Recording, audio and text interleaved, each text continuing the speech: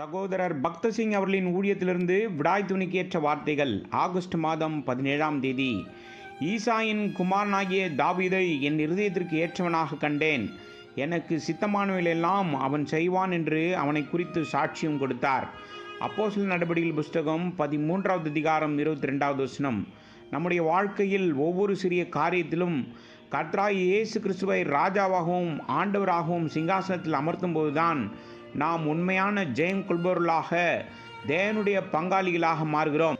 அவருடைய ஆளுகையின் கீழ் வருபவர்களுக்கு ஒரு நிச்சயமான சோதனை உண்டு.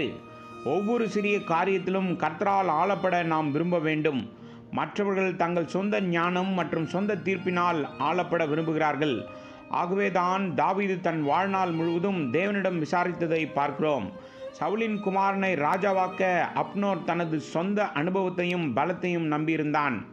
அப்னோர் தேவ சித்தத்தை நாடியதாக எங்கும் குறிப்பிடப்படவில்லை. அவன் தனது சொந்த விருப்பத்தை நம்பியிருந்தான். அவன் தாவீதை தோற்கடிக்க சில வாய்ப்புகளை தேடிக்கொண்டிருந்தான்.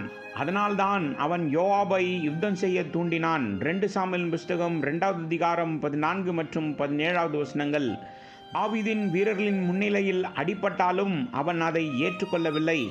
இவ்வாறு தேவனுடைய வீட்டில் அதிகாரம், ஆளுகை இவைகளை லட்சியமாக கொண்ட ஜனங்கள் தனிப்பட்ட லாபத்திற்காக சபைக்கு பெரிய இழப்பை கொண்டு வருவதை பார்க்கிறோம். அதிகாரம், பணம், பெயர், புகழ், தலைமை பதவி போன்றவற்றில் பேராசை கொண்ட சில மனிதர்களால் பல சபைகள் ஆவிக்குரிய இழப்புகளை அதிகம் சந்திக்கின்றது. கர்த்தராகிய இயேசு கிறிஸ்துவை நம்முடைய இருதயங்களில் ராஜாதி ராஜாவாகவும் கர்த்தாதி கர்த்தராகவும் நாம் அமர வைப்பதன் மூலம் நாம் அவருடைய முழு அதிகாரத்தின் கீழ் வருகிறோம். இறுதியில் அவர் நம்மை என்றென்றும் ராஜாவாக்குவார். வெளிப்படுத்தின விசேஷம் 5வது அதிகாரம் 10வது வசனம். அவர்கள் ராஜாக்களாக இருந்தது அவர்களின் முயற்சி அல்ல, லட்சியத்தால் அல்ல, மாறாக கர்த்தராகிய இயேசு கிறிஸ்து அவர்களை ராஜாக்களாக ஆக்கினார். ஏனென்றால் அவர்கள் அவருடைய ராஜ்யத்தின் கீழ் வந்தனர். ஆரம்பத்தில் அவரை எல்லா ராஜாக்களையும் விட உயர்ந்தவர் என்று அவர்கள் ஒப்புக்கொண்டார்கள். பின்னர் அவர்கள் ராஜாக்களாகவும் ஆசாரியர்களாகவும் ஆக்கப்பட்டனர். வெளிப்படுத்தின விசேஷம் 1வது அதிகாரம் 5 மற்றும் 6வது வசனங்கள். அதிகாரம் மற்றும் ஆளுகையை லட்சியமாக கொண்ட ஜனங்கள் பலவீனமாகவும் பலவீனர்களாகவும் மாறுவார்கள். மனத்தாழ்மையுடன் தேவனை சேவிப்பவர்கள் இறுதியில் உயர்த்தப்பட்டு உயர்ந்த நிலைக்கு கொண்டு வரப்படுகிறார்கள். உங்களில் பெரியவனாயிருக்கிறவன் உங்களுக்கு ஊழியக்காரனாய் இருக்க கடவன். தன்னை உயர்த்துகிறவன் தாழ்த்தப்படுவான், தன்னைத்தான் தாழ்த்துகிறவன் உயர்த்தப்படுவான். மத்தேயு சுவிசேஷம் 23வது அதிகாரம் 11 மற்றும் 12வது வசனங்கள். நாம் நம்மை எவ்வளவு தாழ்த்தி கொள்கிறோமோ அவ்வளவு அதிகமாக நாம் உயர்த்தப்படுகிறோம். நாம் எவ்வளவு அதிகமாக நம்மை உயர்த்திக் கொள்கிறோமோ அவ்வளவு அதிகமாக நாம் தாழ்த்தப்படுகிறோம்.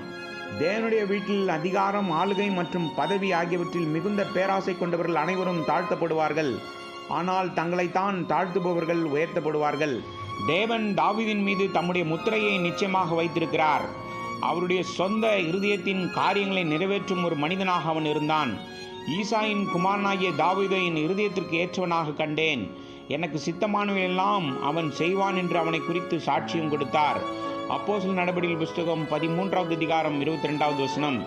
இதுவே தாவீதின் எல்லா தோல்விகளின் மத்தியிலும் அவனிடம் இருந்த மிகப்பெரிய நற்பண்பு ஆகும். சிறிய காரியங்களில் கூட தேவனுடைய பரிபூர்ணமான சித்தத்தை செய்வதன் ரகசியத்தை நாமும் கற்றுக்கொள்ள வேண்டும். நாம் விருப்பத்தோடும் மகிழ்ச்சியோடும் கர்த்தராகிய இயேசு கிறிஸ்துவின் கர்த்தத்துவத்தின் கீழும் அவருடைய அரசாட்சியின் கீழும் நாம் வர வேண்டும். மேலும் அவரால் ஆளப்படவும் ஆட்கொள்ளப்படவும் உடமையாக்கப்படவும் வழிநடத்தப்படவும் வேண்டும்.